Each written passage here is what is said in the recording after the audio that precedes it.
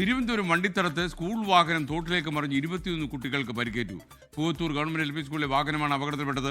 4 വയസ്സുകാരിയുടെ പരിക്ക് ഗുരുതരമാണെന്നും വാർത്ത.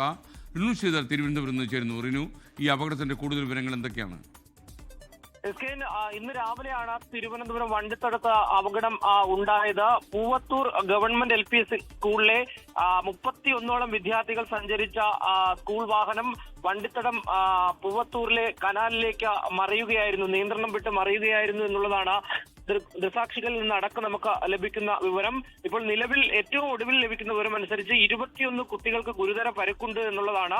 മുട്ടക്കാവ് എന്നുള്ള കനാലിലേക്കാണ് ഈ വാഹനം മറിഞ്ഞത്. സ്ഥിരമായി ഉപയോഗിക്കുന്ന വാഹനമല്ല എന്നുള്ളതാണ് നമുക്ക് ലഭിക്കുന്ന വിവരം. ദൃശ്യങ്ങളിൽ നിന്ന് നമുക്ക് വ്യക്തമാകുന്നത് ഒരു പഴയ ഒരു മഹീന്ദ്രയുടെ ടെമ്പോ വാനാണ് എന്നുള്ളതാണ്. ഈ വലിയ വാഹനങ്ങൾക്ക് കടന്നു പോകാൻ പോലും കഴിയാത്ത ചെറിയൊരു വഴിയാണ്. ഇതുവഴി വരുമ്പോൾ വാഹനം നിയന്ത്രണം വിട്ട് ഈ കനാലിലേക്ക് മറിയുകയായിരുന്നു എന്നുള്ളതാണ്. നാട്ടുകാരും മറ്റ് ഫയർഫോഴ്സ് അടക്കമുള്ളവർ സംഭവ സ്ഥലത്തെത്തി. നാട്ടുകാരുടെ ഒരു ഇടപെടലിന്റെ ഭാഗമായി അടിയന്തരമായ രക്ഷാപ്രവർത്തനം നടത്തുന്ന ഒരു സാഹചര്യം. ഈ കുട്ടികളെ കാരക്കോണം മെഡിക്കൽ കോളേജ് ആശുപത്രിയിലേക്ക് മാറ്റിയിട്ടുണ്ട്.